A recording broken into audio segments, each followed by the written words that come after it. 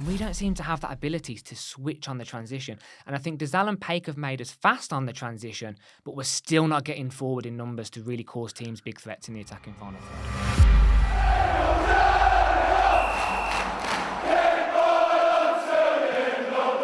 So welcome back to Small Heath Alliance FC, and on Tuesday night, Birmingham City drew 1-1 with Hull at the MKM Stadium, and Birmingham City again were at the forefront of a controversial decision from the referee and linesman.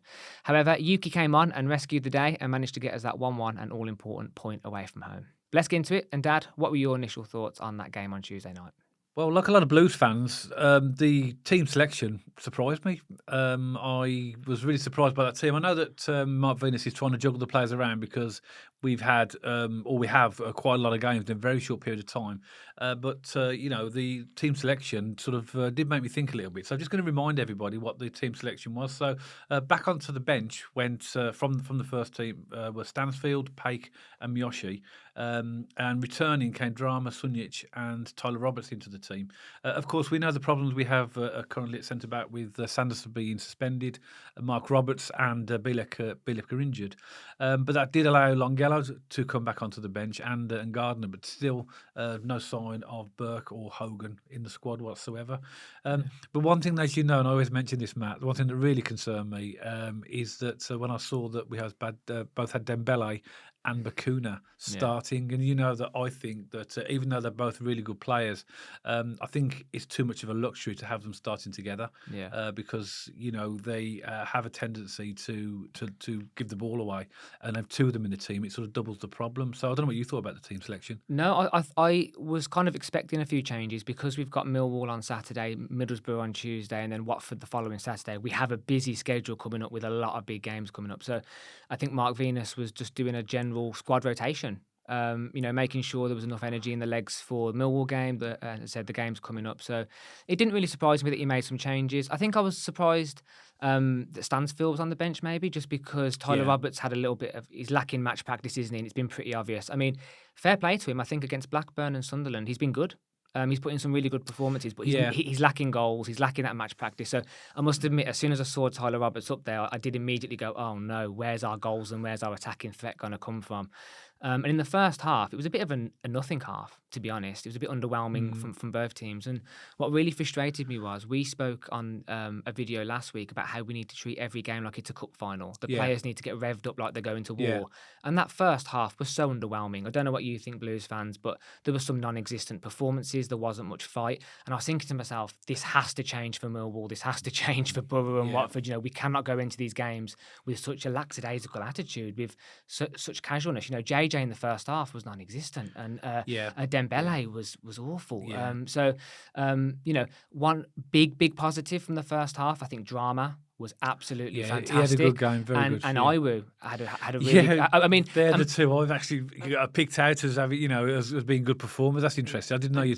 And I will put my hands up and say that I gave Iwu a pretty bad time since he's been not a bad time, but I've been possibly overcritical of him, and I think he does make bad decisions from time to time. But he put in some massive challenges last night. I was actually pretty impressed with Iwu. So for me, Drama and Iwu were the two standout players. And for me, I don't know what you think about this, Dad. And I think definitely for the Millwall game and for the teams that are slightly low in the Championship, we need to go forward in bigger numbers.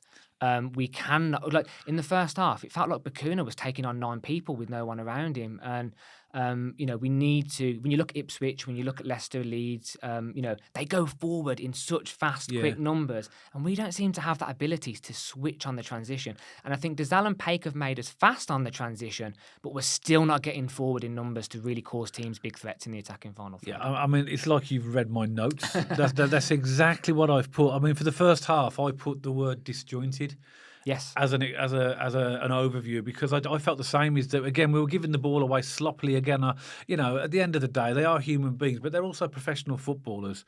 And I love seeing us playing blue. By the way, I thought that was absolutely fantastic. We don't see that many games away, but it's so easy to pass to a blue shirt. It's very different from an orange and black shirt. So, but that to me really frustrated me. Is that we were giving the ball away too easily, and you point out such a key point here that I've picked is that when we did occasionally get in those forward positions, we had no goal threat.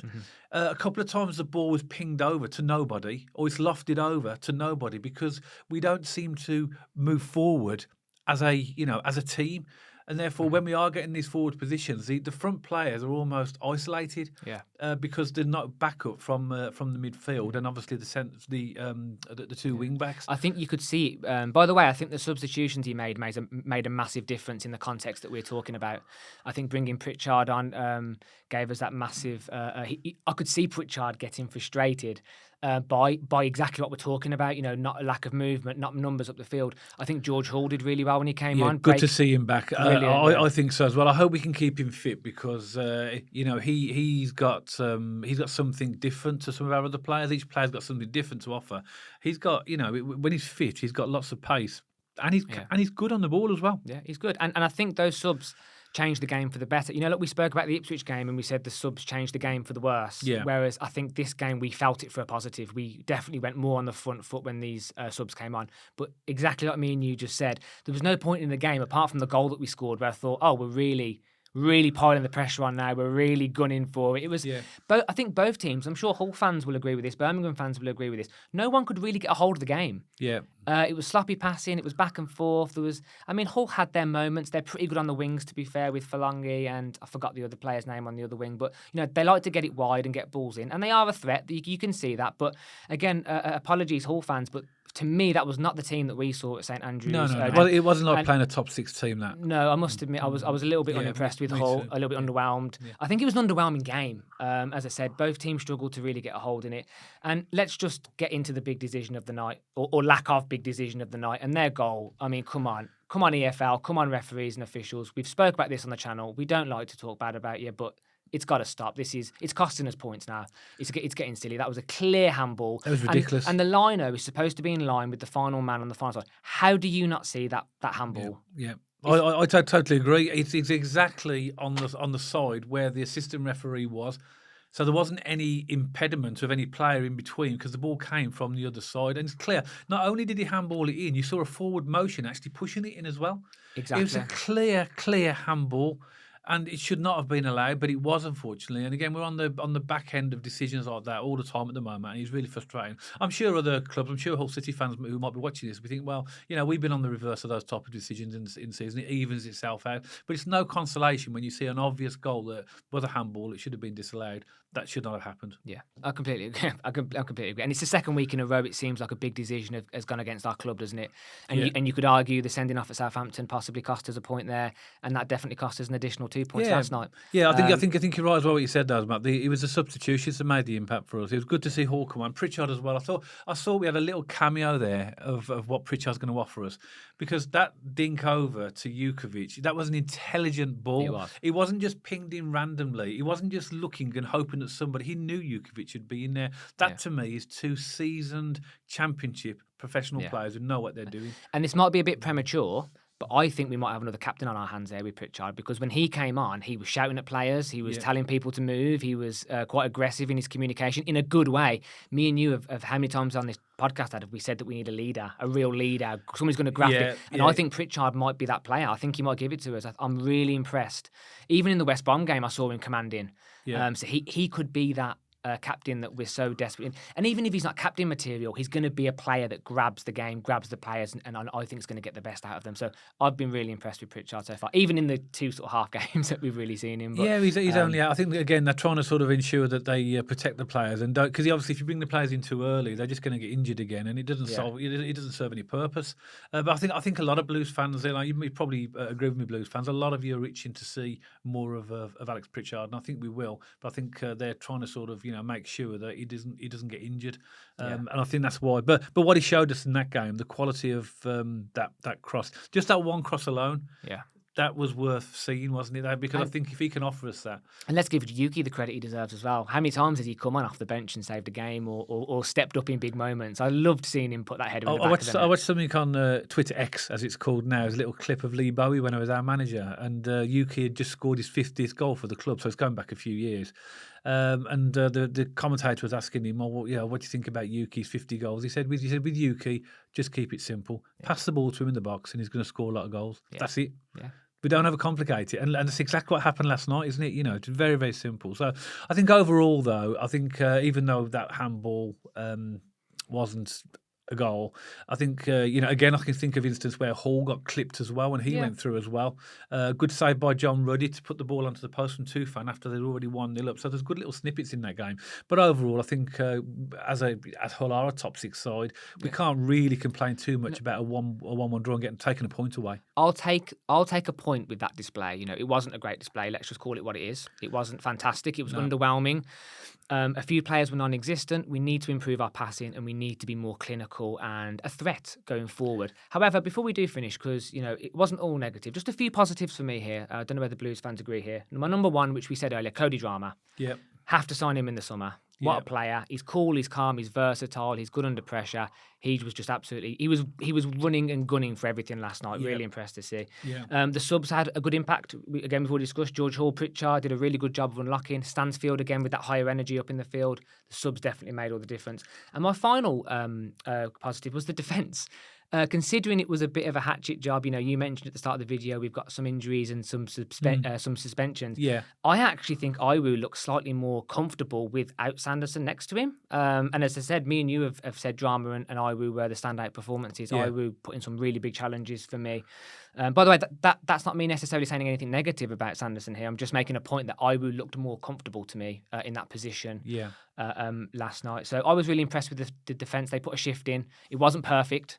But yeah, I think for me, moving forward against the likes of Millwall, we need to be on it from the get-go, have that passion, have that fire, and we need to get forward in numbers if we're going to score more goals away from home and bring back 3 points. I think, again, my final point for me is I think Mark Venus set us up as the away team, which we were, and was trying to keep us compact to start with, which is why if you look at the stats, we only had 37% possession in that game, which is the lowest we've had since Tony Mowbray and Almost Mark like the Venus Eustace came in. days, isn't it? It is, and also as well, I noticed as well, particularly in the first half and start of second, we were passing the ball back a lot more as well, which I know that Tony Mowbray was adamant that he wanted to try and reduce. But then at the end of the day, a point is an effective result. If we can go and build on that, particularly with the games we've got coming up, then I think we might look back at this and say maybe this could have been a turning point or a corner that's going to help us to get the points we need to get out of trouble. Definitely. I'm not too sure whether we talked about it specifically. I think we have alluded to it, but also the passing in general last night was awful in times. We couldn't even string two passes together. You did, didn't you? You mentioned about being professional players and not being able to pass. I just wanted to make sure that was definitely on camera in the video because sometimes I was watching it and I was like, we're in trouble here. Like literally, my brain went, we are going to be in serious trouble. If we can't string 2 or 3 passes together, we're going to be in Stupid thing is, though, is that there were phases when we did have some good interplay with the one-touch football, particularly down the right-hand side. I thought in the second half was, on occasions, really good. But we need to do, we've said this before, it's all right doing stuff in patches, but we've got to do more consistently and more often. And we've got to press teams more as well. Agreed. And I think we'll do that when we get back to home. Yeah. I just want to say from one of the Blues fans, let's get behind the team. We've got now a number of games left till the end of the season. So let's get St.Andrews packed out and let's get behind the team and give the boys that support that'll push them over the line. So you've heard our opinions from the game on Tuesday night, and I'm sure you'll agree it was a very underwhelming affair with both teams really struggling to get a grip of the game. But Blues fans, Hull fans, please get in touch. Please leave us a comment in the section below. Let us know what your thoughts on the game were. And don't forget to like the video, subscribe to the channel, and follow our brand new pages on X and Instagram, which are in the description. And don't forget to subscribe to the YouTube channel so you don't miss any future content.